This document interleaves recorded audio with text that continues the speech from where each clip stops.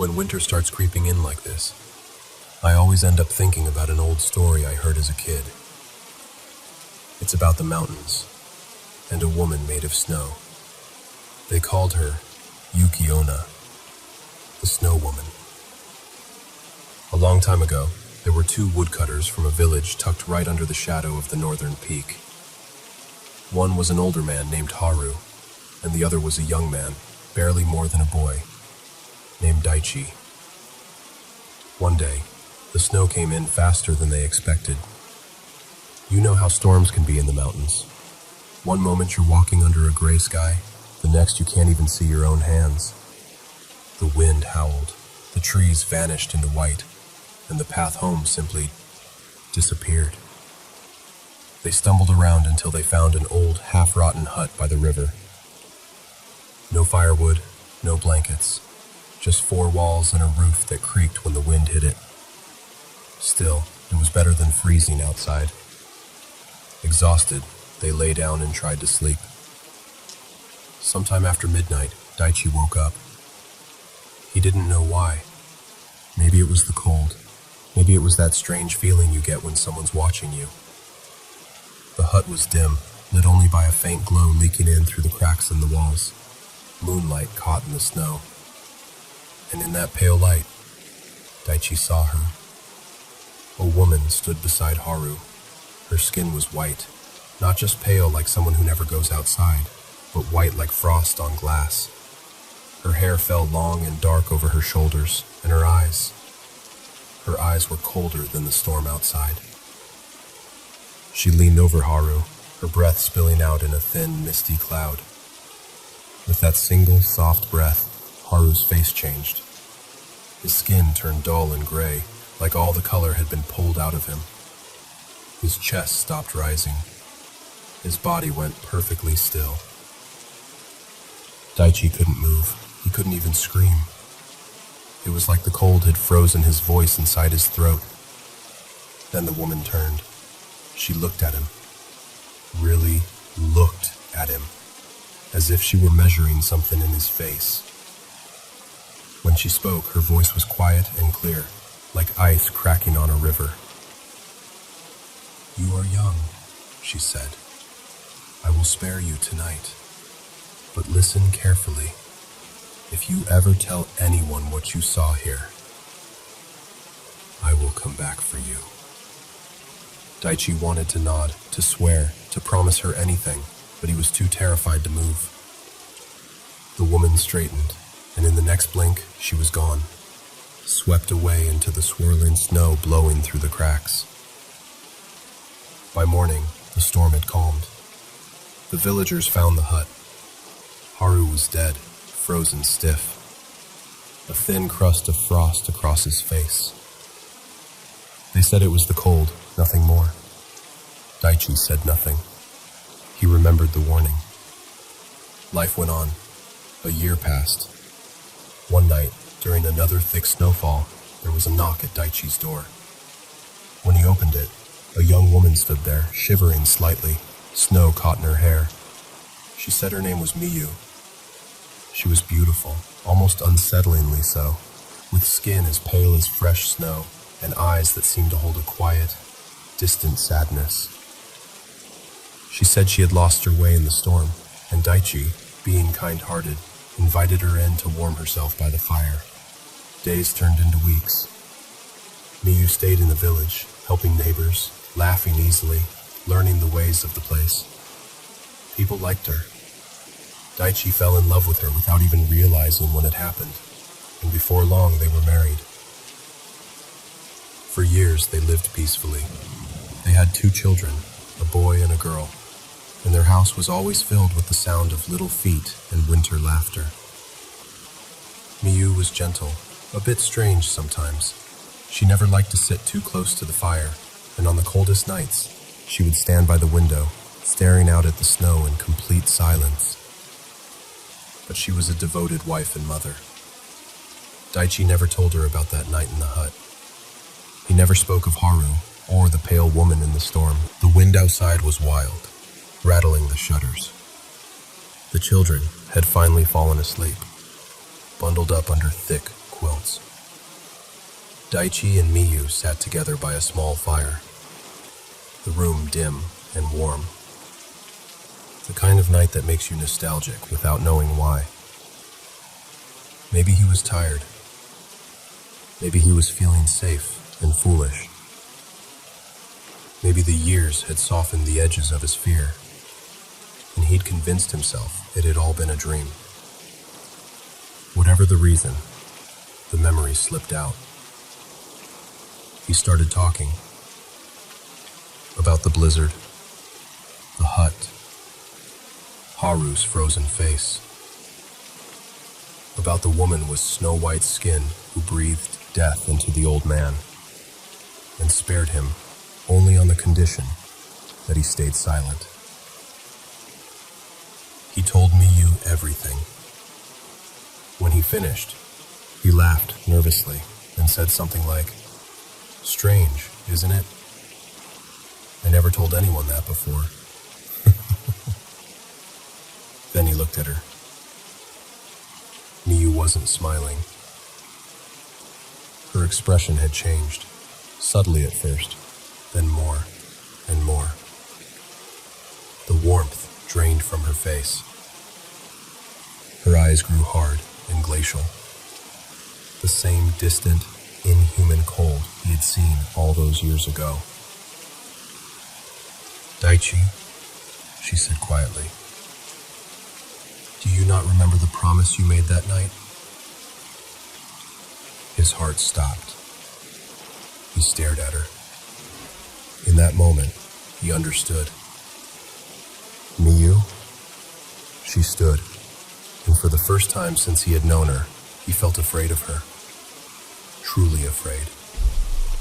"I warned you never to speak of me," she said. "You broke your promise."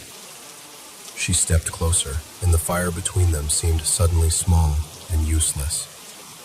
A chill swept through the room, sharp enough to bite. "I should kill you here and now," she whispered. "Just as I did to Haru." Daichi could barely breathe. His thoughts flew to the children sleeping in the next room. Miyu, Yuki Onna, whatever she truly was, followed his gaze. Her expression softened, just a fraction. "For the sake of our children," she said, "I will let you live. But you will never see me again." And before he could speak, before he could reach for her, she turned. Her shape blurred, dissolved into a swirl of white mist, and then she was gone, drawn out through the thin cracks of the door, out into the storm. The house fell silent, save for the wind. Daichi rushed to the children. They were still fast asleep, their cheeks warm, their breaths steady. When they woke, they asked where their mother had gone. He never had a good answer. Some say he grew old in that house, watching every winter storm with a mix of fear and hope, wondering if he'd see a pale figure in the snow again. But she never came back. And every year, when the snow begins to fall and the wind starts its long, lonely howl, people still tell this story. So now I'm wondering, what do you think? Was Yuki Onna really a spirit of the storm, slipping into human lives for a brief, borrowed warmth? Or is it just a tale to keep curious children from wandering too far into the mountains on cold winter nights?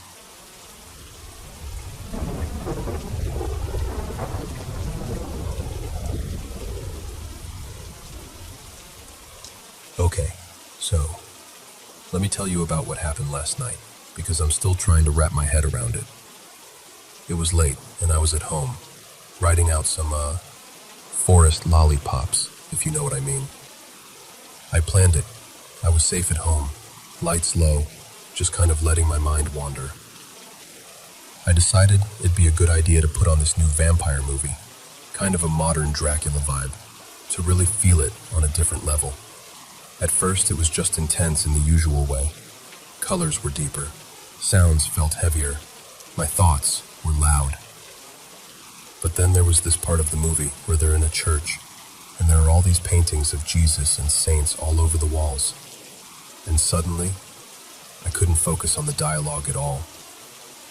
Instead, I just felt this wave, like the Holy Spirit or something like it, just gently bringing me back down to baseline.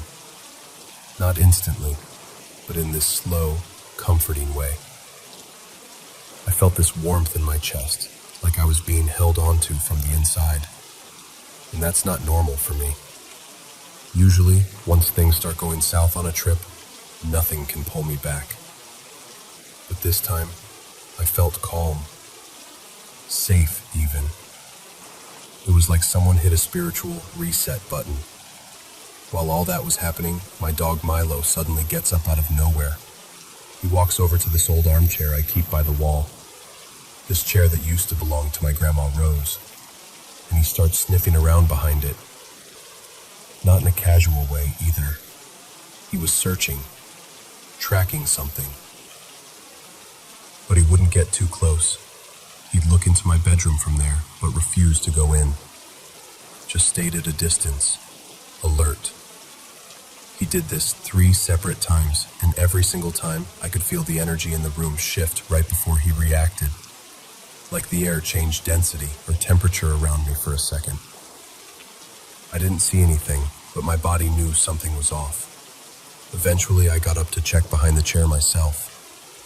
As I walked over, I felt this presence hovering just behind and a little above me, like somebody standing close, but not touching. When I turned my head up to the right, I saw this small, white light, almost like a soft, glowing orb, shoot off quickly and disappear. It wasn't a reflection, it moved with intention. It startled me so much, I actually gasped out loud. Right after that, my roommate's cat Luna casually strolls over to the exact same chair. Now this cat never bothers with that chair, ever. But she walked up to it, stared at it, sniffed around in the same place as Milo did, and then, out of nowhere, jumps up onto it. She sits there, perfectly still, and just stares at me. 10 full minutes at least. Not that blank cat stare either. It was this very focused, almost knowing look. Like, yeah, I see it too.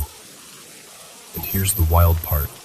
She slept on that chair all night. She's actually been obsessed with it since. Normally she never stays in one place for too long, but now it's like that chair is her spot. That has never happened before. Now, I've had that chair for years since Grandma Rose passed. It's special to me, but it's never felt active, if that makes sense. And last night, I didn't feel her exactly. It wasn't like, oh, Grandma's here. It was more like this curious, calm presence watching over me. Not judging, not fixing anything, just aware. It felt like whatever it was understood what I was going through, that it could sense both my sadness and the height of my altered state. There was no fear attached to it, just this strange peace, comfort even. Tonight though, nothing. My dog isn't reacting, the cat's more relaxed, and I don't feel any presence in the room. It's like whoever or whatever it was just came through for that moment and then moved on. All I know is, I wasn't looking for a sign.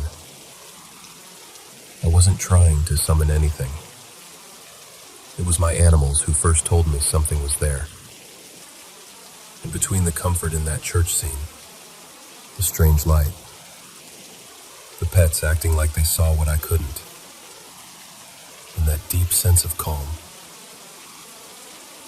yeah, something visited. I don't know who or what, but it felt kind. And it felt like it understood me better than I understood myself in that moment.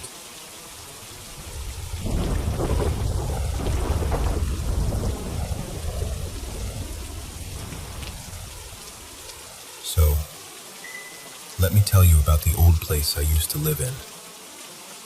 It was this creaky, overgrown hillside manor. The kind of house that looks like it should already have a ghost story attached when you first see it. And of course, it did. I just didn't know I was going to be part of it. The first time it happened, I remember waking up in the middle of the night, absolutely certain I wasn't alone. You know that feeling, right?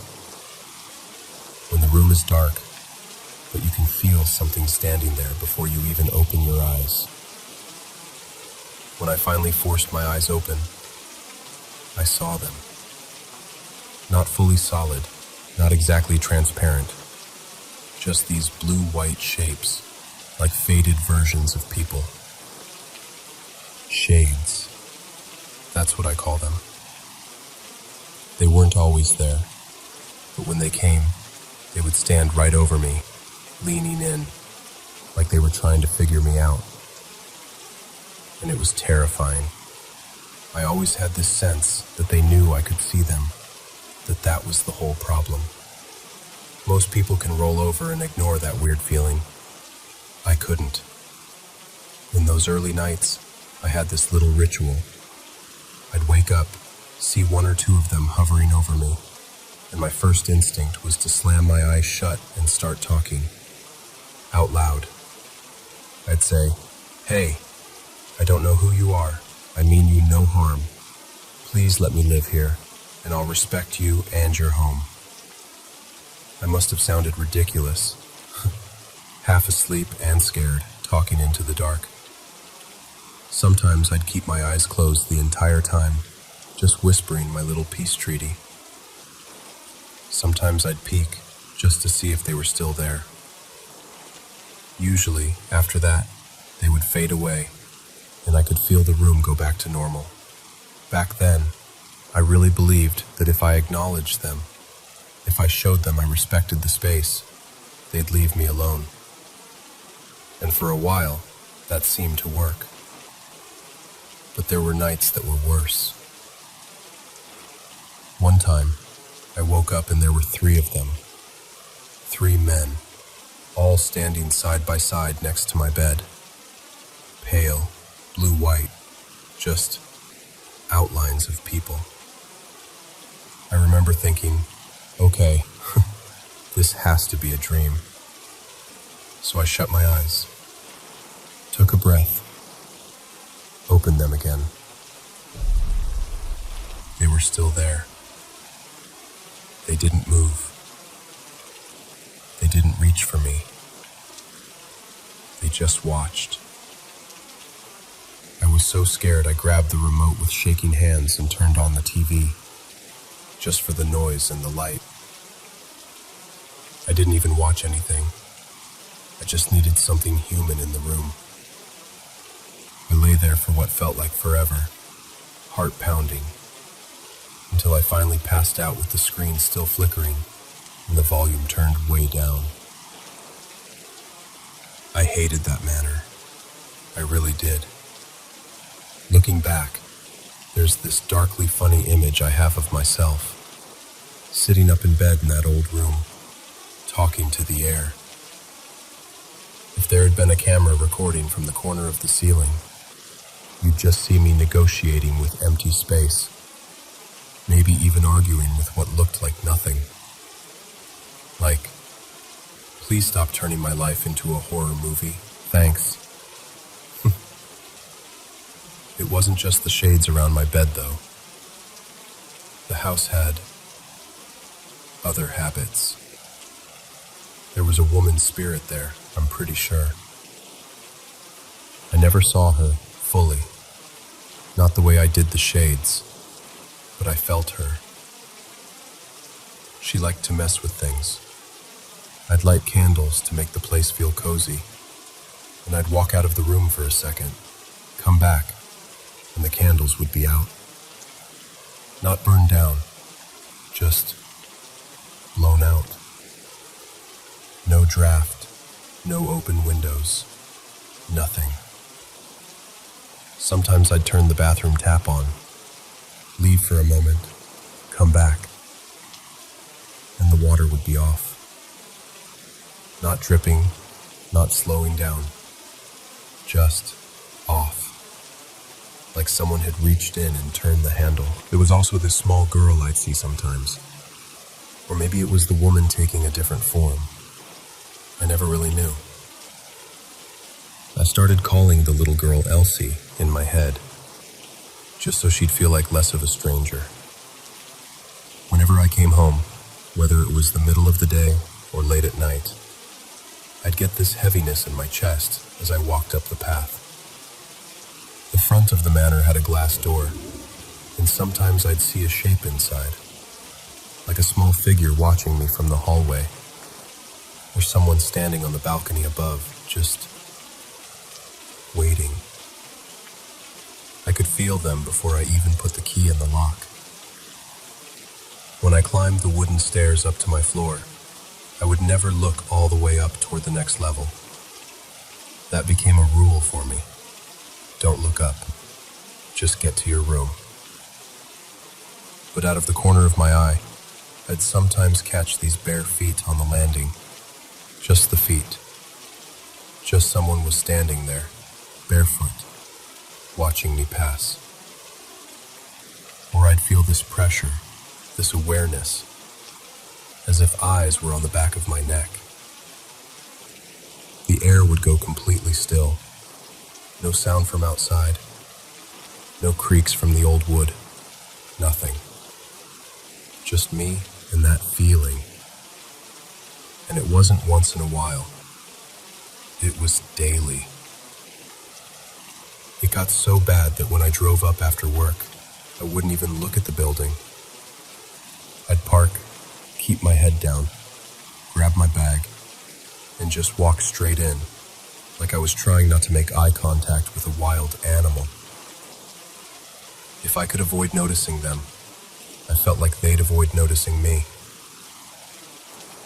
Over time, I changed how I reacted. I stopped talking out loud at night, stopped acknowledging every little flicker and shadow. Eventually, I realized that if I didn't give them my attention, if I didn't lean into the fear, they mostly left me alone. So I trained myself. Don't look. Don't engage. Don't invite. And slowly, the nights became quieter. Not because they weren't there, but because I stopped meeting them halfway. The funny thing is, the moment I moved out of that manor into a perfectly normal little apartment across town, everything stopped. No shades standing over my bed. No candles mysteriously going out. No faucets turning themselves off. No bare feet at the top of the stairs. Just sleep. Just silence. Sometimes I wonder if they were tied to that house, or if they were drawn to me and just decided to let me go. But honestly, I don't dig too deep into that question. All I know is, in that old hillside manor, I was never really alone. And now, in my new place, when I close my eyes at night, there's no one standing over me. And I'm okay with not seeing shades anymore. I think they've had enough of me. And I've definitely had enough of them.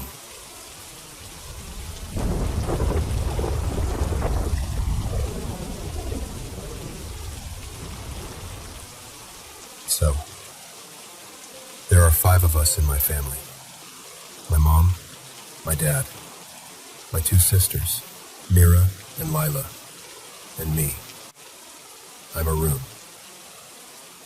Back then, we were living in this small, rented house at the end of a quiet lane. It wasn't creepy at first or anything. It was just normal. But after a few weeks, I started noticing strange little things whenever I was alone. Like, I'd be in the kitchen making tea, and suddenly a spoon would slip off the counter and clatter to the floor, even though it was nowhere near the edge. Or I'd hang my shirt neatly on a hanger, walk away, and a minute later I'd hear a soft thud and find it on the ground. Sometimes a whole row of clothes would tilt and drop like someone had brushed past them. It wasn't just once or twice, it kept happening. My younger sister, Lila, started mentioning similar stuff. She'd say, "Arun, my school uniform just fell off the hanger again. I swear I didn't touch it." But whenever we told Mom, Dad, or Mira, they never experienced any of it themselves. They'd just shrug and say things like, "It's just the wind. You're tired. You're imagining it." Or my dad's favorite, "Gravity, Beta. Clothes fall. It's okay." But I always had this feeling, like there was something around us. Not loud or dramatic, just a quiet presence, watching. Anyway, fast forward to when our rental agreement ended. We finally found a new apartment, brighter and more modern than the old place. Everyone was tired but excited. On the last day, while most of the moving was happening, I was at the office, so I only came to the new house in the evening. That night, I decided to prank my mom. I don't even know why I thought that was a good idea, but I did. I went up to her while she was folding blankets and said, as casually as I could, "Ma, I didn't want to tell you this before, but in that old house, I used to see a woman sometimes." She stopped folding and looked at me. I continued, trying not to grin. "She wasn't trying to harm me or anything," I said. "But when I was alone, she'd come near my bed and just stand there. Sometimes she had a small baby in her arms. She'd just sit on the floor and stare quietly."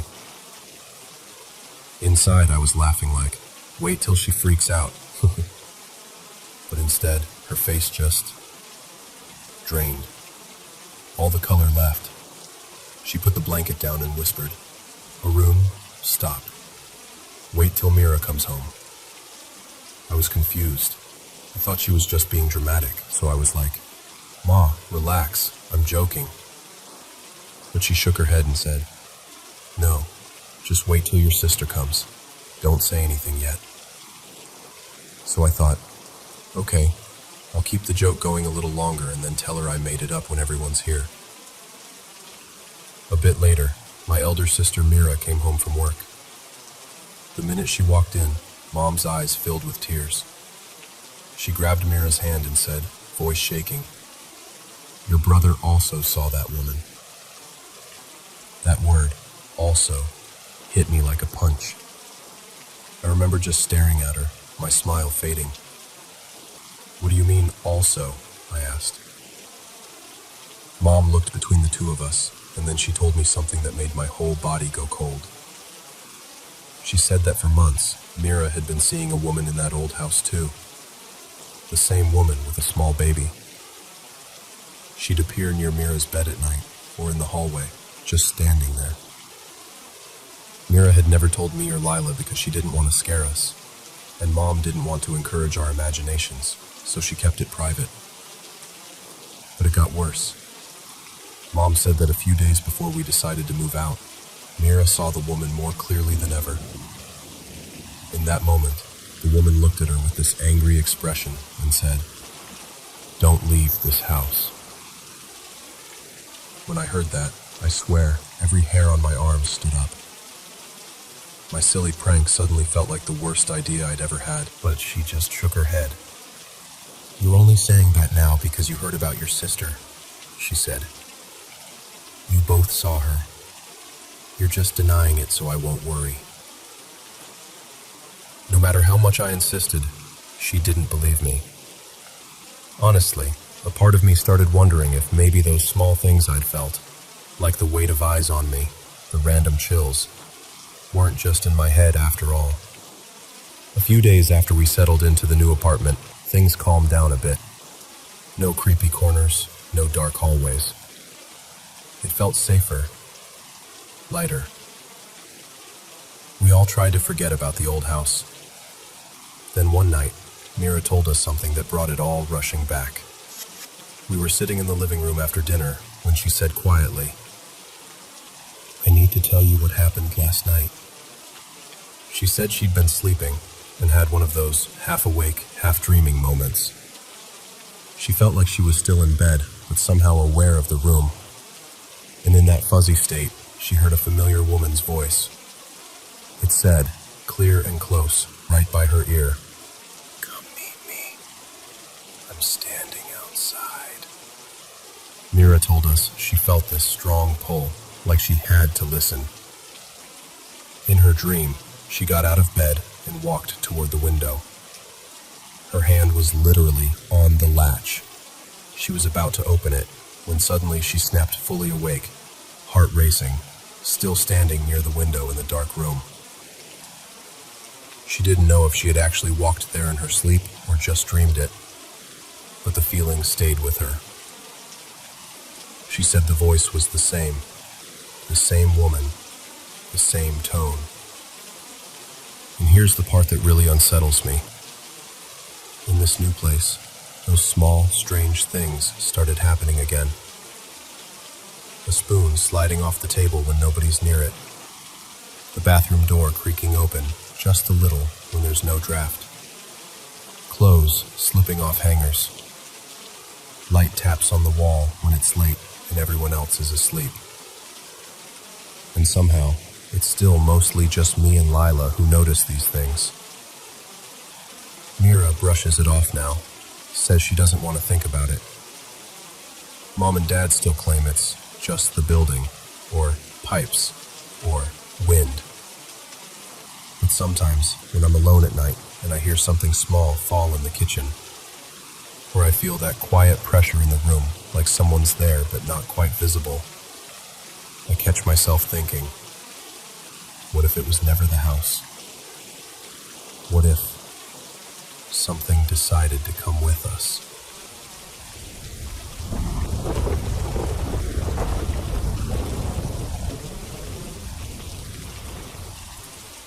So, this was about 9 months ago, right at the end of winter. For a few nights in a row, my sleep had just fallen apart. I'd lie there, exhausted, but my brain refused to switch off. You know that feeling where you're tired in your bones, but your mind is running laps? That was me. One morning, after barely sleeping again, I just snapped and thought, okay, that's it. I'm going for a run. Maybe if I exhaust myself, I'll finally sleep. It was freezing. The kind of cold where the air bites your face. There was thick fog outside, and it had been so bad that schools and colleges had declared 2 days of holiday. Still, I got up at around 4:45 a.m., pulled on a pair of shorts, a t-shirt, and my running shoes, and stepped out. So, for context, my home is near the Bagmati River. People bring their loved ones' bodies there for cremation or burial. It's that kind of place. And I've always been the person who doesn't believe in ghosts or spirits or anything like that. I used to laugh those things off. Anyway, I started running. From the very beginning, something felt off. My balance felt weird, like my body was out of sync. I told myself it was probably just the sleep deprivation. It was still really dark, and the fog made everything even heavier. But I could see a couple of old men riding past on bicycles. That made me feel a bit safer, like, okay, it's fine. Life is normal. I'm overthinking. And then, it happened. I was running near a small local school I'd passed 100 times before. Suddenly, this cold shiver shot straight down my spine. At the same moment, I heard this sharp, cracking sound. It was so strange, like a mix between a bird screeching in a horror movie and a car slamming its brakes really fast. It sounded like Kia, this high, sharp, tearing sound. Right then, a dim green light flashed in front of me, like someone flicked a torch on and off really fast.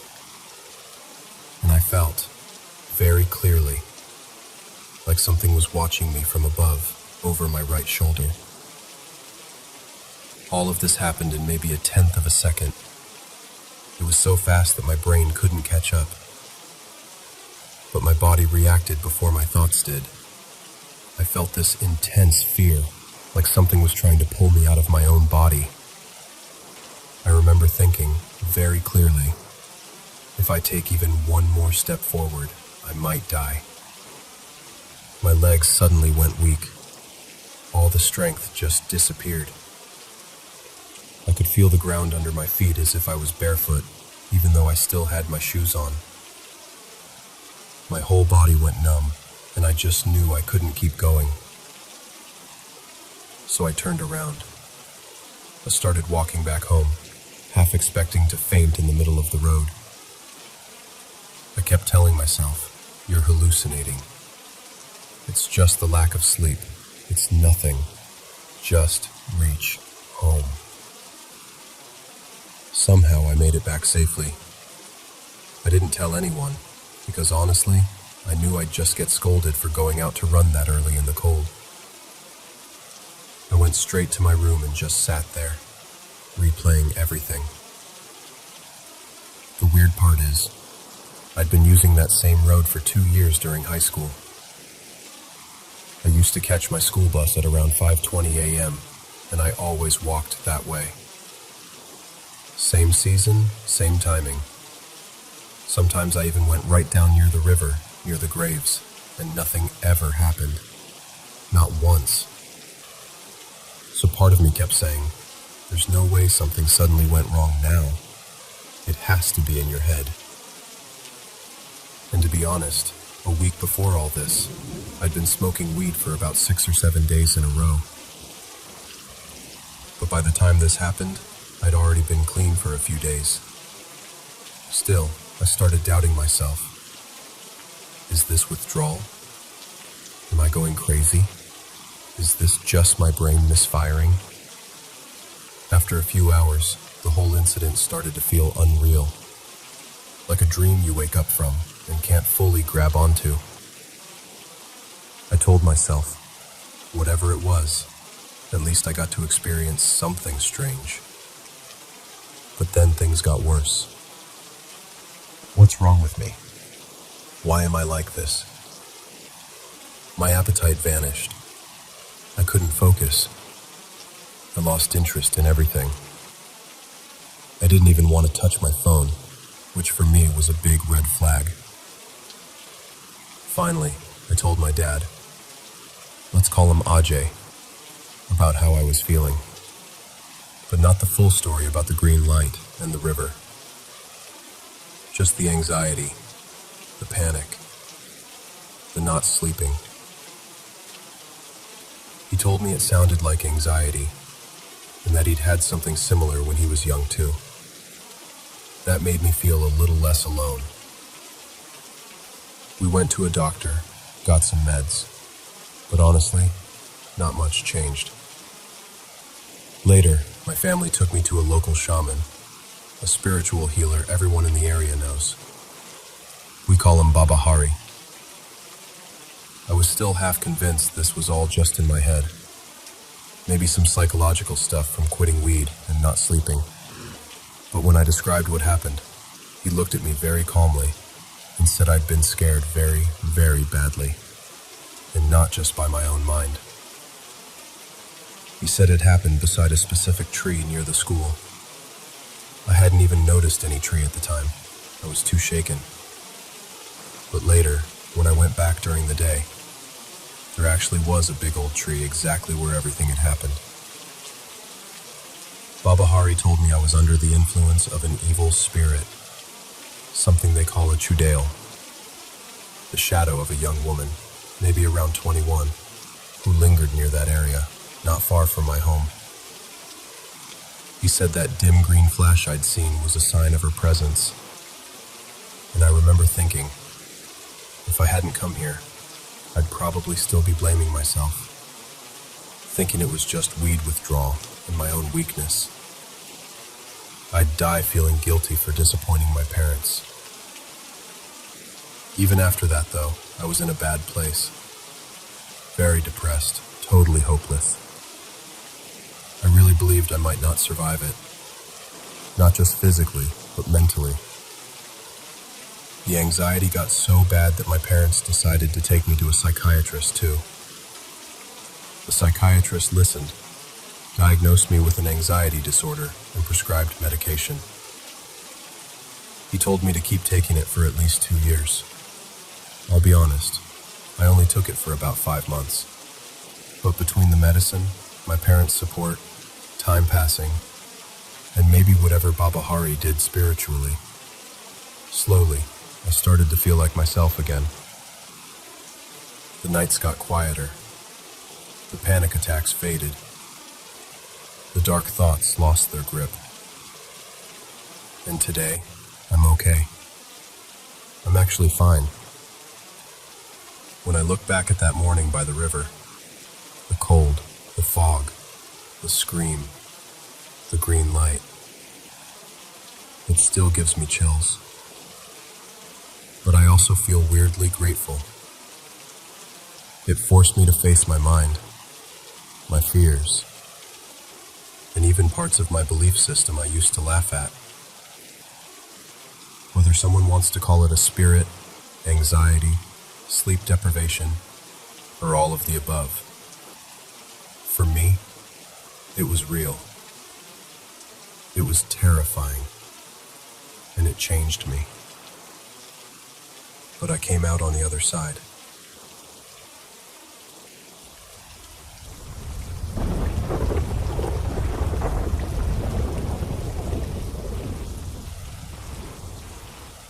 So, hey, I'm 21 now, and I've had a bunch of weird little moments in my life that I definitely label as not normal.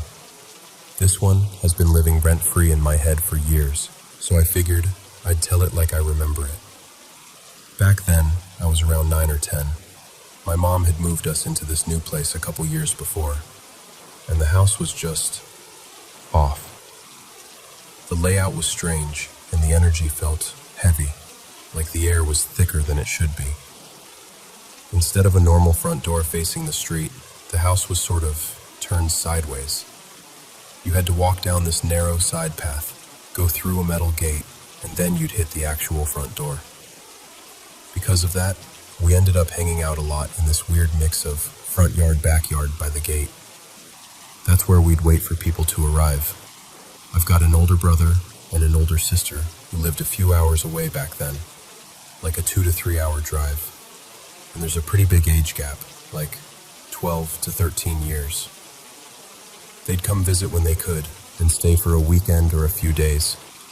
Because of traffic and the distance, they usually showed up late, like between 9 p.m. and midnight. I was obsessed with them, so I always begged to stay up so I could be the one to open the gate when they arrived. On this particular night, it was my brother who was coming down. I'll call him Alex. That alone was rare, because he was always the busy one with work and friends. My sister, let's call her Maya, couldn't make it that trip, and I remember missing her a lot. We're a tight little trio. Whenever Maya visited, she never really called me by my real name. She always used my nickname, Bug, or Bugs, when she was being silly. She'd stand outside the gate and call, "Bug! Bugs!" and I'd go running to let her in. So anyway, that night, it's late. Closer to 12:30 or 1 a.m. And I'm outside with Alex and my stepdad. My stepdad, who I'll call Rafa, is from this tiny farming town in central Mexico. He's one of those people who fully believes in paranormal stuff. His attitude is basically, if it's weird and you can't explain it, don't mess with it. And he loves to tease me about getting scared. We're all out there in the yard by the gate, just talking, and the conversation drifts into scary stories. Rafa starts sharing things he's heard back in his hometown. Voices in the fields, lights where there shouldn't be lights, that kind of thing. Then Alex starts talking about what he saw when he was younger, staying with relatives in Mexico, and even strange things he'd noticed in the house where I was born. I remember I was really into it, hanging on to every word of this creepy story Alex was telling. He was in the middle of describing something weird he'd seen in the hallway one night when, clear as day, from the direction of the gate, I hear, "Bug!" Then again, louder, urgent, "Bugs!" It was my sister's voice. Not kind of like her voice, not similar vibe. It was her voice. I didn't even think. I just shot up and ran straight to the gate, heart pounding, totally expecting to see Maya standing there with her overnight bag, laughing. There was no one. The street was quiet, the gate was closed, and there wasn't even a car driving by. Just that weird, heavy silence. As I'm standing there confused, I hear Alex behind me, rushing up. He looks freaked out and goes, "Wait, where is she?" We just stare at each other. He was about 24 or 25 then, a grown man, and I was this little 10-year-old kid, and we both heard the exact same thing. He asked me, "You heard her too, right? She called you." And I was like, "Yeah, she said bug, and then bugs. Twice." And his face just went pale, because that's exactly what he heard too. We go back over it, trying to make sense of it. It was Maya's voice. It came from the gate area. She always called me that nickname when she arrived. We go tell Rafa what happened, and even he gets unsettled, which was scary, because he was usually the one laughing things off or making jokes. He kind of looks around, shakes his head, and goes, "Bueno, ya me danse." Basically, "Okay, go inside." So we do. We lock the door, sit there for a minute, and then all three of us decide to call Maya, just to make sure she isn't somehow outside or on her way. She picks up, sounding totally normal, a little sleepy. She tells us she's at her apartment, nowhere near us, and she hasn't left the city at all that night. She definitely wasn't outside our house, and she definitely hadn't called my nickname through a gate. After we hang up, it gets really quiet. I remember sitting there, this little kid on the couch, realizing that whatever had called out to me knew my sister's voice, knew exactly what she called me, and used that to get my attention. To this day, I still don't know what that was. But it wasn't just me imagining things. My brother heard it too, word for word. And that's the part that still gives me chills.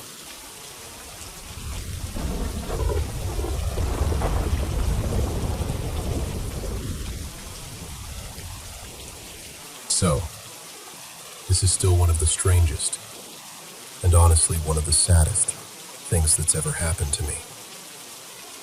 It was about 5 years ago, but even now I sometimes lie awake thinking, was that somehow my fault?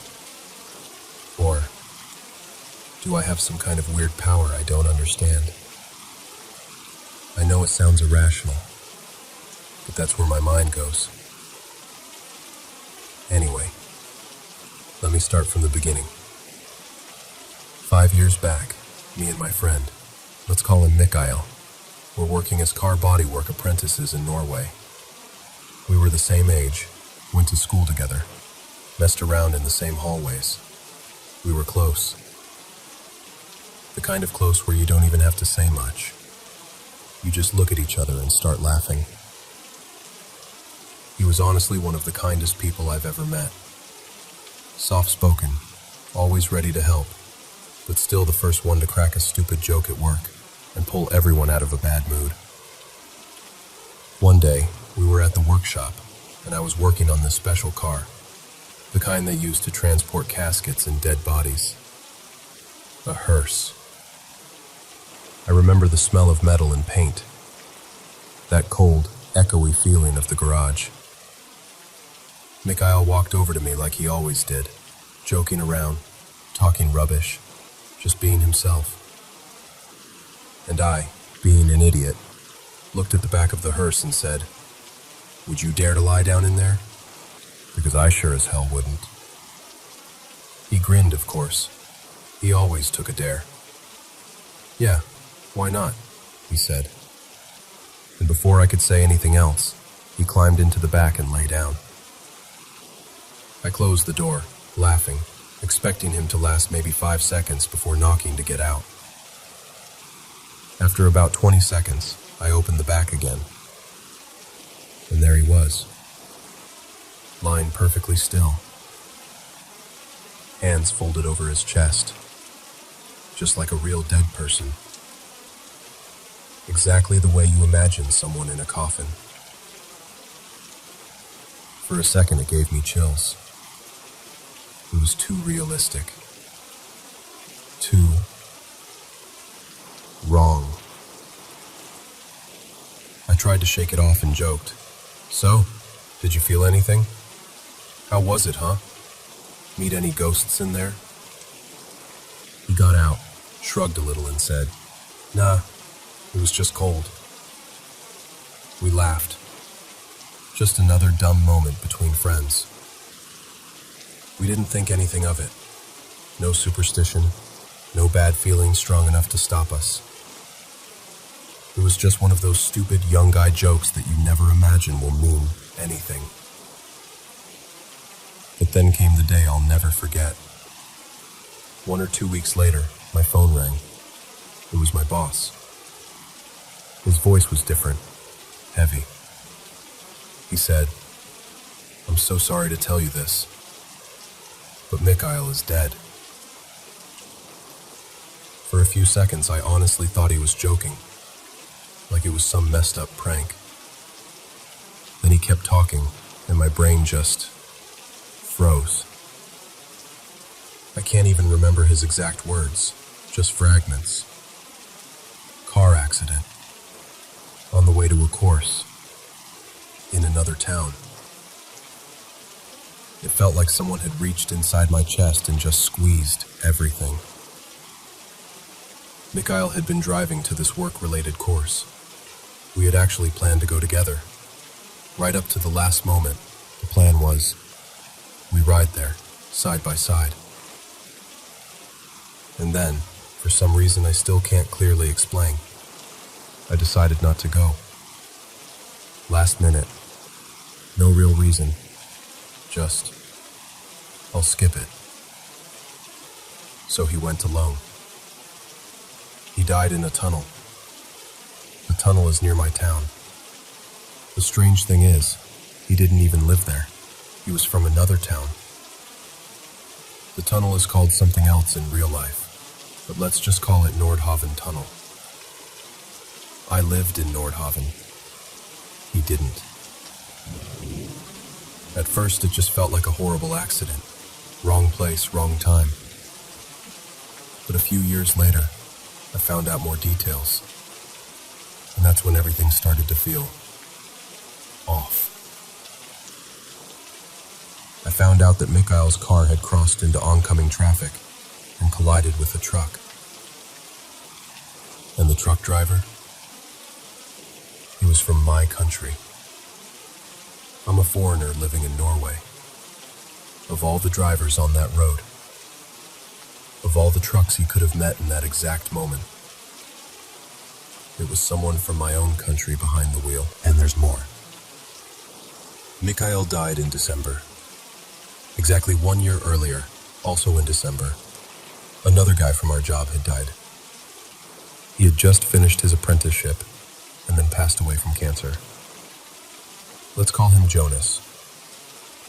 So 1 December, the newly finished apprentice dies of cancer. A year later, another apprentice, my friend, dies in a car accident. Two young guys, same workplace, both apprentices, both gone in December. I know it might just be coincidence, but when you're the one standing in the middle of it, it feels like too much. And my mind kept going back to that moment in the hearse. My friend lies in the back of a car meant for the dead. A short time later, he dies. I was supposed to be with him that day, in the car to the course, but I wasn't. The truck that hit him was driven by someone from my country. Another apprentice from the same job had died just a year before. All these little pieces, piling up. It started to mess with my head. I kept asking myself, did I do something? Was it a sign? Is there something wrong with me? Logically, I know I don't control accidents. I know people die every day. I know coincidences happen. But the human brain doesn't always care about logic, especially when it's grieving and guilty and confused. And there's another part to my story. Let's call it part 2. It's not directly about Mikhail's accident. It's more about my family, and about this feeling that maybe, just maybe, there's something in my bloodline. Some pattern. Some shadow that keeps following us. After I first shared this story online, someone commented on my post before it got deleted.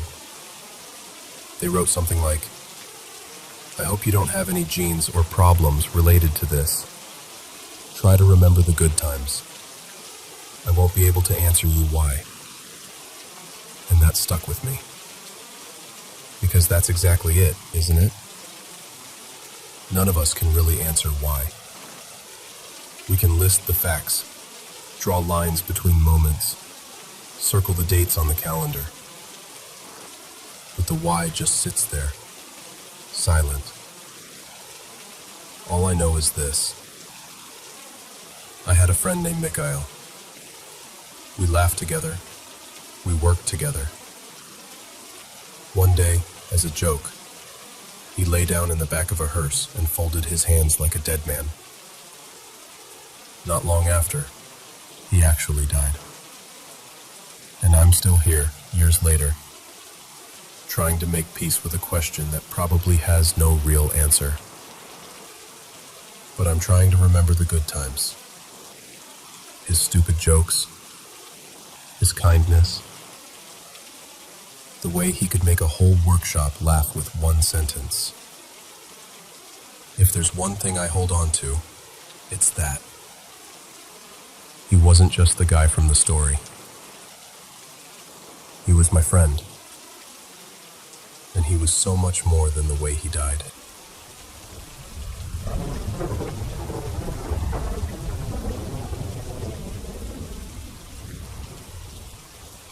You know, before I start, I should say this. I don't live in America, and Russian is my native language. I'm from Kazakhstan, from the steppe, and I'm actually translating this in my head as I talk to you. All my life, I've seen a lot of strange things, but I still consider myself a skeptic.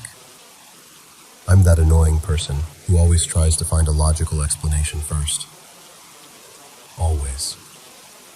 Even when logic is the last thing that fits. I could sit with you for hours and tell you stories that, honestly, I still can't fully explain. Like the UFO almost my entire class saw once. We stood there at recess, all of us, staring at the sky and then arguing about it the whole break. Or the time, when I was a kid, that a Quran fell off a high shelf in my grandmother's house, even though no one was near it and there was no draft. My mom swears that house was, let's say, active. Footsteps, whispers, little things moving around. She talks about it so calmly that it's even scarier. And for some reason, a lot of these stories are connected with cemeteries. My classmates once told me something that really shook me. They were sure they saw me walking calmly through the cemetery in the middle of the day, even waved to me, only to find out later I'd been at home the whole time. To this day, they insist it was me. I insist it wasn't. We just look at each other like, well, okay then. Just so we're clear, I don't have any mental issues. I'm not someone who scares easily. And I always look for logic first. I've also had sleep paralysis, maybe a couple dozen times in my life. If you've ever had it, you know how it is. Your body is frozen. Your eyes are the only thing that move, and your brain happily serves you the worst horrors it can find. But by now, that doesn't scare me much. I even thought once, it would be kind of interesting to feel that intense fear again. But my logical brain just doesn't let it happen anymore. Anyway, that's all just to give you some context before I tell you this story. The one time I genuinely thought I might die. So, I was about 16, maybe 15 and a half, a winter evening. Back then, my friends and I trained like we were in the army. At least, in our heads it was like the harsh Russian army. Running, push-ups, wrestling, carrying each other on our backs, that kind of thing. We took it way too seriously. One night, after training, it was already dark, around 8:30 or so. We finished our exercises, said goodbye, and everyone started heading home. My friend, let's call him Timur, lived close by, but he was always uncomfortable in the dark. Not like a little kid afraid of monsters. More like he just hated being alone outside at night. He asked me, "Hey, can you walk with me to my place?" It was sort of on my way anyway, so I said sure. To explain the route, my usual way home goes along a road that passes near a cemetery. That's normal for us. The cemetery isn't far from the village. It's just there. So I walked Timur to his house. We joked a bit at the door, and then I turned around to head home alone. That's when I realized something. If I cut between two cemeteries instead of going around them, it would be the shortest way home. In winter, when it's cold and dark, the shortest way always looks like the smartest way. The sky that night was completely clear, not a single cloud. The moon was almost full, bright enough that I honestly didn't even need a flashlight. The snow on the step made everything glow. If you've ever seen moonlight on clean snow, you know how bright it can get. You can see your own shadow like it's daytime. So there I am, walking along the snowy road between two rows of graves and enclosures. One cemetery on the left, one on the right. It's quiet. Too quiet, actually. The kind of quiet where you can hear your own breath and the crunch of your boots.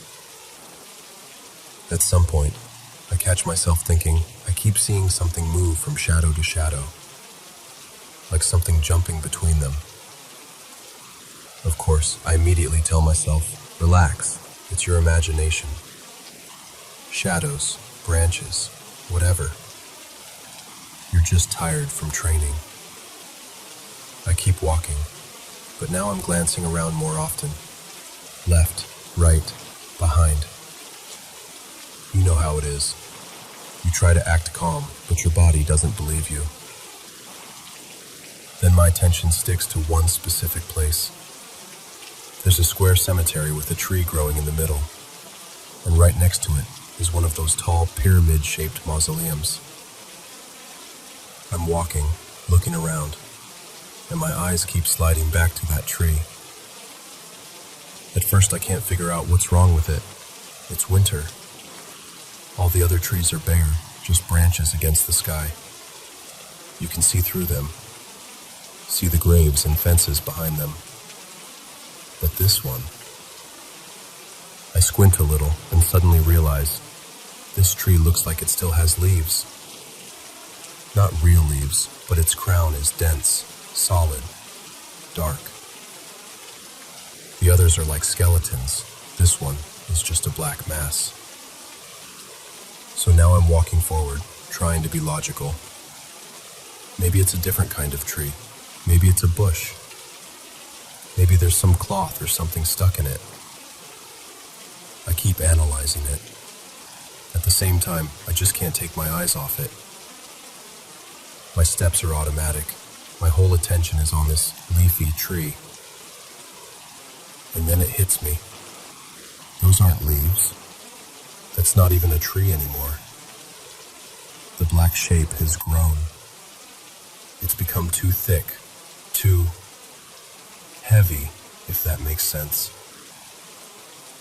I suddenly understand that what I'm looking at is no longer a tree, but a massive shadow shaped like a tree. Taller than it should be, wider than it should be. And somehow, without me noticing when it happened, that dark shape has stretched and merged with the shadow of the pyramid mausoleum beside it. I stop. I look at it. And I realize this is not a trick of the eye anymore, at least not the usual kind. The shadow, this huge, dark thing, reaches out over the snow. And here's the worst part. The bottom edge of the shadow is no longer behind the pyramid or under it. It's in the open. It's lying on the snow between me and the mausoleum. There's absolutely nothing there that could cast such a shadow. No tree that tall, no pole, no building.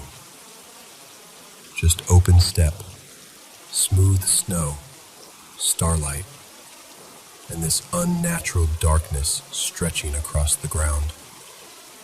The distance between me and that pyramidal grave is maybe the length of a small football field. And in the middle of that empty white space, there's this shadow, rising up as tall as a 3-story building. My body starts to react before my brain does. I feel that familiar sensation from sleep paralysis trying to creep in. Your limbs get heavy. Your breathing starts to slow down. Your muscles want to lock. It's like my body is about to switch into observer mode. The one where you're awake inside, but your body won't obey you. And here's the strange part. At that exact moment, I'm curious. There's a part of me that wants to step toward it. I want to know what it is. I want to see what happens if I walk straight into that shadow. Will I pass through it? Will it move? Will it notice me? But there's another part of me, very loud, very primal, screaming. If you go into that shadow, you're not coming back the same. Or at all. So I stand there, staring at it, and I feel the choice forming inside me. Curiosity or survival. And for once, thank God, survival wins. Without taking my eyes off the shadow, I force my foot to move backward. It feels like I'm pushing through thick mud. Then the other foot. One step, another, then another. The further I move away, the easier it gets. My muscles slowly unlock. My breathing evens out, and I feel control returning to my body. With every meter I put between myself and that shadow, it gets smaller. It thins out, shrinks, settles. Eventually, it looks like it did at the beginning. Just a tree next to a pyramid-shaped grave, with a normal winter shadow under the moonlight. I don't know how long I watched it. Maybe a few seconds, maybe a full minute. Then I made a very simple, Very wise decision. I turned away from that place, walked around the cemetery, and took a different road. That road had lanterns, ugly yellow lights, ice on the ground, dog tracks in the snow. But it was the most beautiful, comforting thing I'd ever seen. In the end, nothing happened in the physical sense. I got home in one piece. But inside, I knew I'd gotten dangerously close to something I should not have approached. Whether it was a trick of the brain, some kind of hallucination, or something we don't have words for, I still don't know. I only know how it felt. So here's the conclusion I've drawn for myself. And maybe it'll be useful to you, too. If you ever find yourself staring at a shadow, or at some strange shape, and you feel that weird pull, like it's hypnotizing you, like your body wants to shut down while your eyes stay open, don't play the hero. Don't test it. Don't see what happens. Step back. Break eye contact if you can. Listen to your body. If every nerve in you is screaming to get away, trust that instinct. In my case, the fear of death turned out to be stronger than my curiosity. And that probably saved me from doing something truly stupid. I'm still a skeptic. I still look for logic.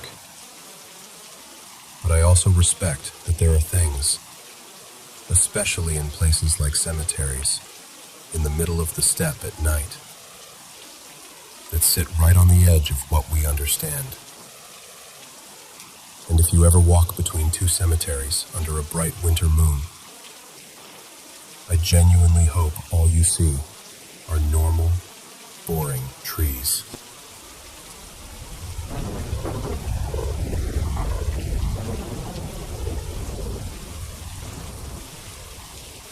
So, let me tell you a story about my dreams. When I was a kid, maybe first or second grade, I used to have this same dream over and over, where I was falling off a cliff, just straight down.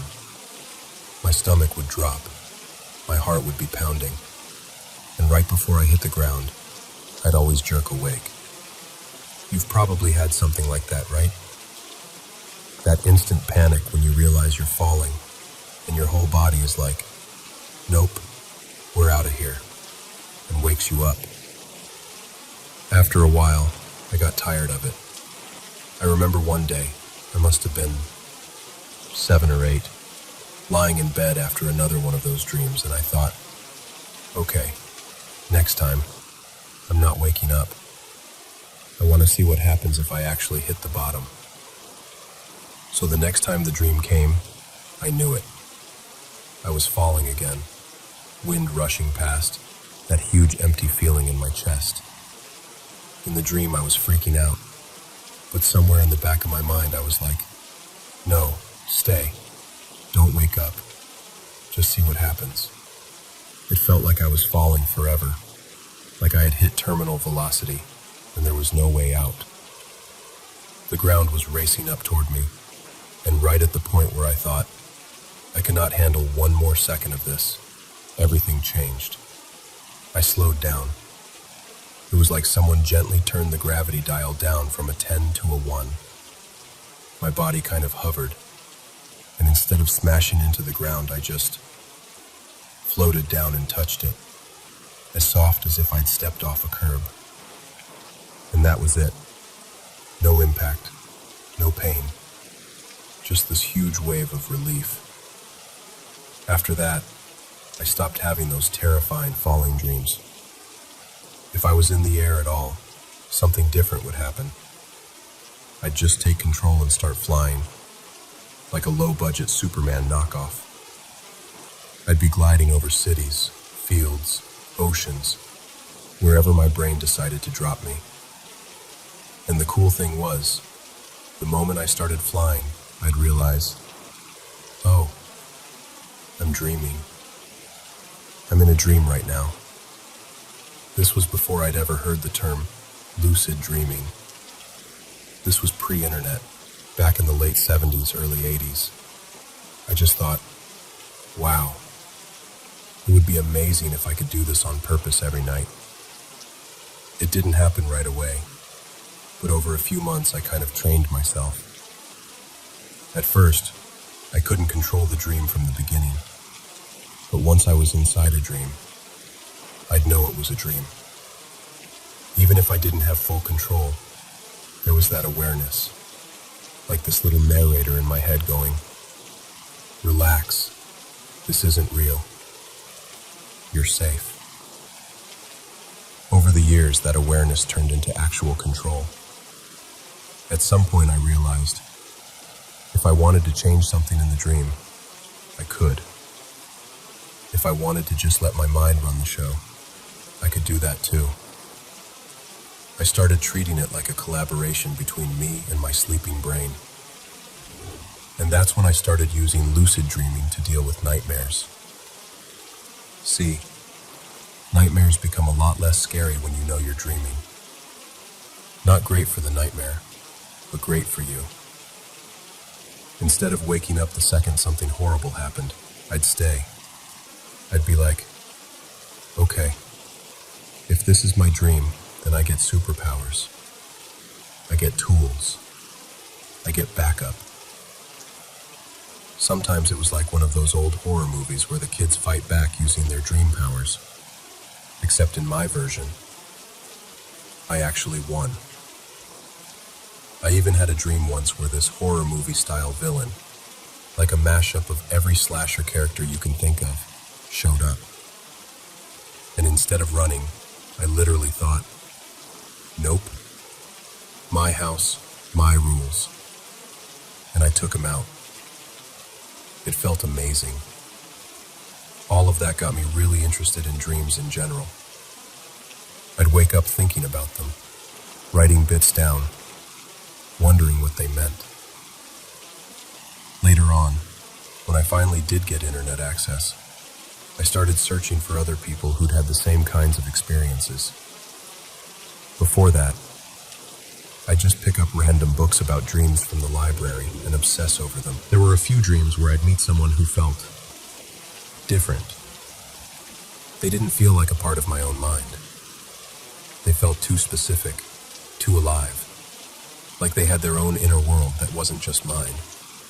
It made me wonder if, somehow, I was sharing a dream with someone else. So one night, while lucid, I met this person. Let's call them Riley. They had that same distinct presence, like they weren't just a background character. And in the dream, I thought, okay, this is it. This is the kind of person I've been curious about. Right there, inside the dream, I explained the idea to them. I said, look, if this is real, if you're not just part of my imagination, then we should come up with a password. A simple word. Something we can say if we ever meet in real life. That way, if we both remember it, we'll know this wasn't just in my head. We agreed it had to be something ordinary. Something you could slip into conversation without sounding too strange. And we both promised, still in the dream, to try really hard to remember each other and that word when we woke up, even though we knew how quickly dreams fade. The word we picked was something simple, like lantern. Just an everyday word, nothing mystical. But inside that dream, it felt charged, almost sacred. Then time passed. This was around high school for me, and life moved on. Eventually, I went off to college in a different city, up in Seattle. I wasn't really thinking about the dream anymore. I just remembered that feeling, and that there was a word, and a person, and a promise. One day I got off a bus downtown, right near this busy intersection where everyone's rushing around, and someone got off at the same stop. We were walking in the same direction, and we kind of glanced at each other. with that weird little spark of recognition you sometimes get. Like, do I know you? Have we met before? We both did that awkward half-smile, half-stare thing. And I had this strange feeling in my chest. This little nudge. Say the word. Try it. So as we were talking, small talk at first, just where we were headed, what we were studying, I casually slipped the word lantern into the conversation. Totally out of context, but said in a way that you could almost justify. The moment I said it, their eyes went wide. They stopped walking, looked straight at me, and said, "Wait, hold on. It's you." My whole body lit up. I got chills. We both kind of freaked out, in that excited, slightly shaky way, because we both remembered. It wasn't vague like, "Oh, I had a dream kind of like that once." It was specific. We started trading details from the dream, where we were standing, what the place looked like, the exact conversation about the password.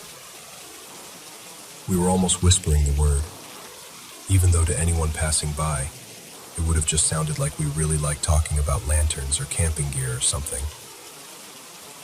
Out of context, it was nothing. But to us, it was proof. I don't remember everything we said after that. I just remember thinking, this is wild. I actually met someone in real life that I first met in a dream. We eventually went our separate ways. I honestly can't even picture their face clearly anymore. Dreams are like that, and honestly, so is memory. But that moment stuck with me. That feeling stuck with me. It was the moment I stopped thinking of dreams as just some private little movie my brain plays when the lights go out.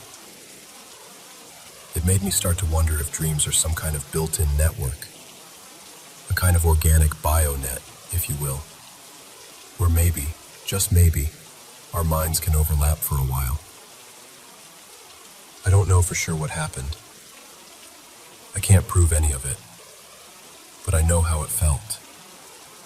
And every time I catch myself falling in a dream now, I still remember that first time I chose not to wake up, and how everything changed the moment I decided to hit the ground.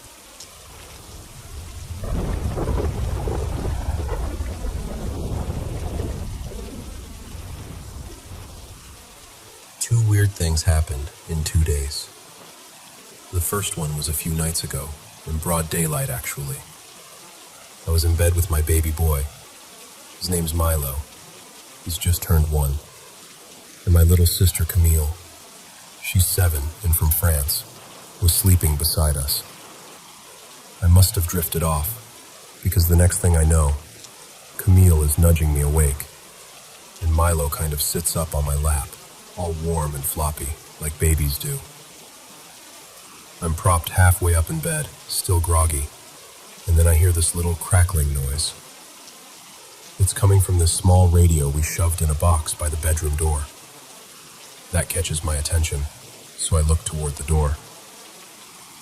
The door is barely open, just a crack. But through that crack, I see something pass by.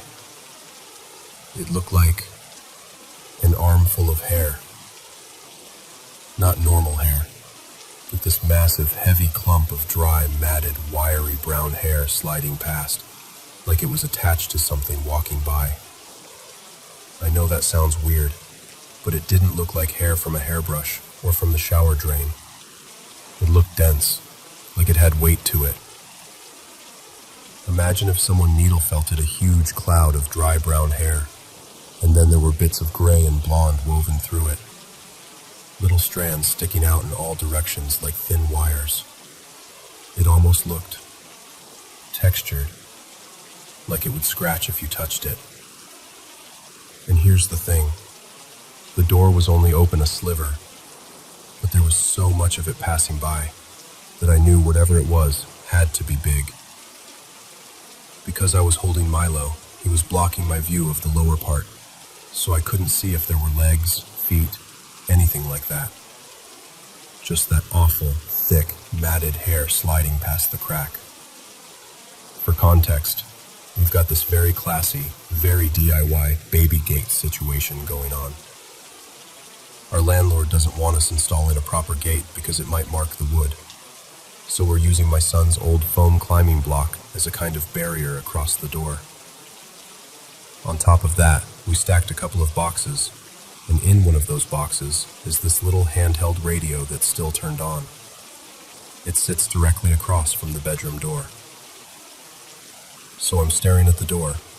The radio is crackling by itself, and this hairy thing just glides across the opening. I blurt out, super loud, "What the bleep was that?"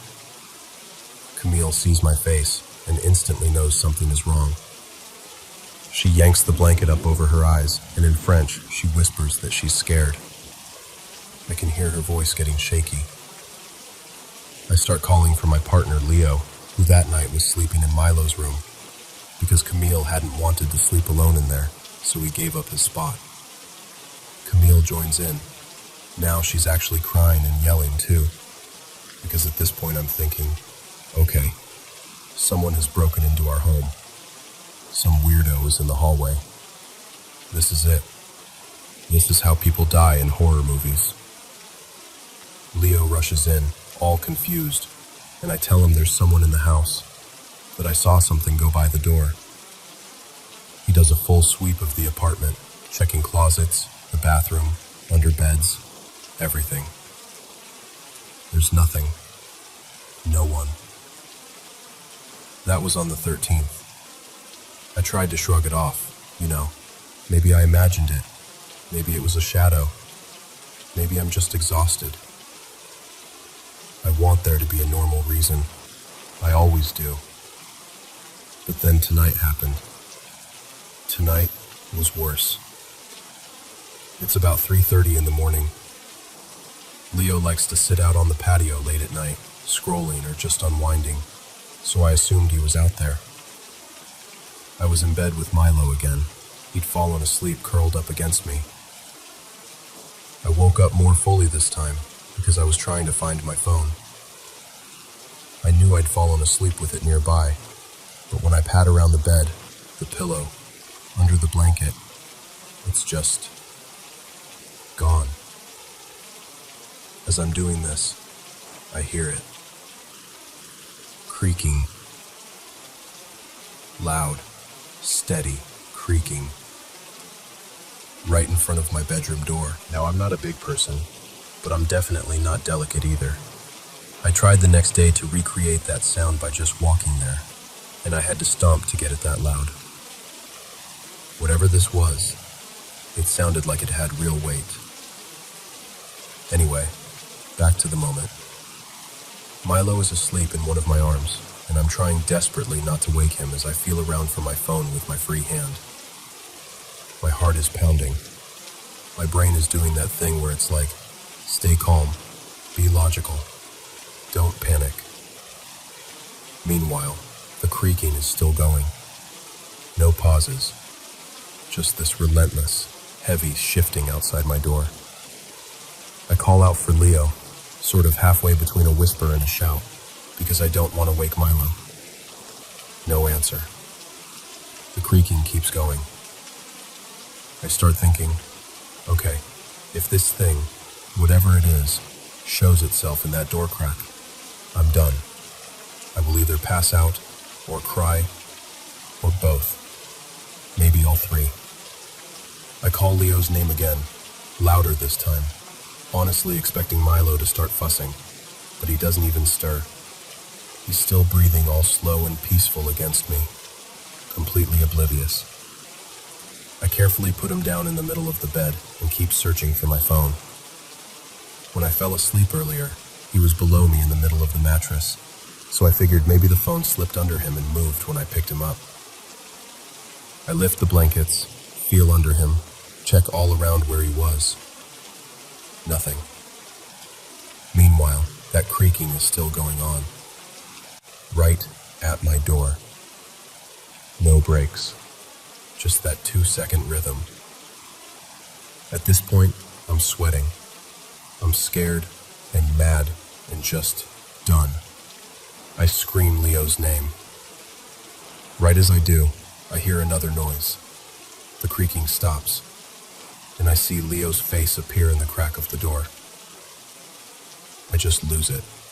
I yell at him. "What the hell are you doing? Why are you standing in front of the door like that and not answering me?" He looks completely confused.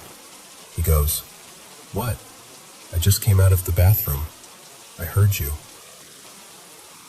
Now, our bathroom is to the left of the bedroom. It's tiled, no wood floor in there. So those creaking sounds? That wasn't him standing on the wood outside my door, shifting around. I ask him, "You weren't just standing right here like a creep? You weren't pacing or something?" And he's like, "No, I swear. I was in the kitchen and then went to the bathroom. You must have been dreaming." Here's the thing. If he'd been in the kitchen, I would have heard him. The kitchen floor and the hallway both creak. There's no way he could have been stomping around out there for almost 10 minutes without me hearing him walking to and from the bathroom too.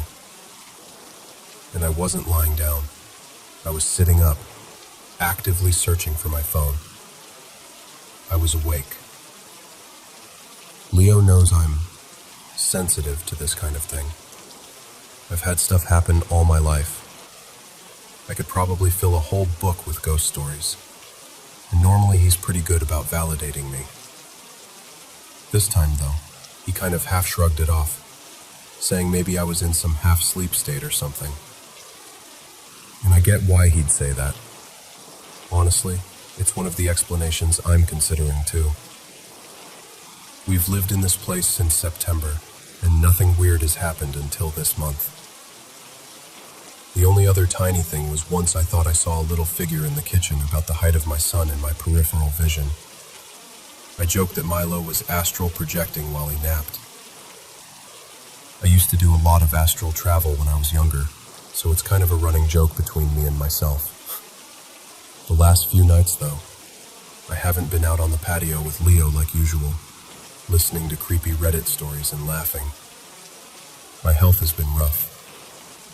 I have lupus and PSA, and lately my treatments have not been going great. Today was actually the first day I took a new biologic, and it's made me feel pretty sick. I even broke out in a couple of hives. So I'm extra tired, falling asleep during shows I want to stay awake for after Milo goes to bed. So I checked the floor. I tried reproducing the creaks with my own weight.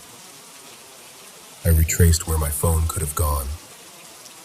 I went over everything with that logical, nerdy part of my brain. And here's where it gets even weirder. After all this, after Leo and I talk and things calm down, I finally spot my phone. It's on my desk, right next to my head, within arm's reach. Like, if it had been there the whole time, I would have seen it. I swear to you, I would have.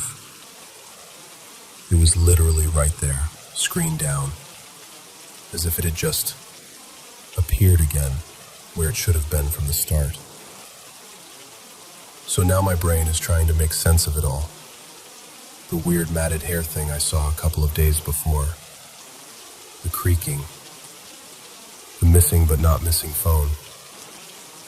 Leo being in a totally different place than where the sounds were coming from. My son asleep through everything. My own exhaustion. The new meds. The most honest way I can put it is this. It felt, for a moment, like me and Milo were in a slightly different version of reality. Just a hair to the left of everyone else in the apartment. Like we were in the same place, but not synced up. And whatever was standing at my door, whatever was crossing that hallway with all that heavy, matted hair, belonged more to that other place. I even asked my friend Nolan He's kind of my go-to spiritual/nerdy hybrid friend. If he'd ever heard of people feeling like they're trapped in some other layer of their own home, while everyone else is just living normally around them. He said he has heard stories like that, about people being out of phase or whatever you want to call it. Maybe I was just in a weird sleep state. Maybe the medication and the fatigue made me hallucinate. Those are real possibilities, and I take them seriously. But both experiences, back to back like that, it's a lot to write off as coincidence. Right now, I'm surprisingly calm. There's a part of me that wants to freak out, but the bigger part of me is just watching, observing, taking mental notes like, okay, if this happens again, what time is it? What's the light like? Who's awake? Where's the phone really? I love this home. Up until this month, I've never felt anything bad here. And even now, I don't feel like whatever this is wants to hurt us. I'm cautious, but I'm not living in constant fear. So that's where I'm at. Half scientist, half ghost magnet, very tired mom. Keeping a close eye on creaky floors and door cracks, and making sure my phone is exactly where I think it is before I go to sleep.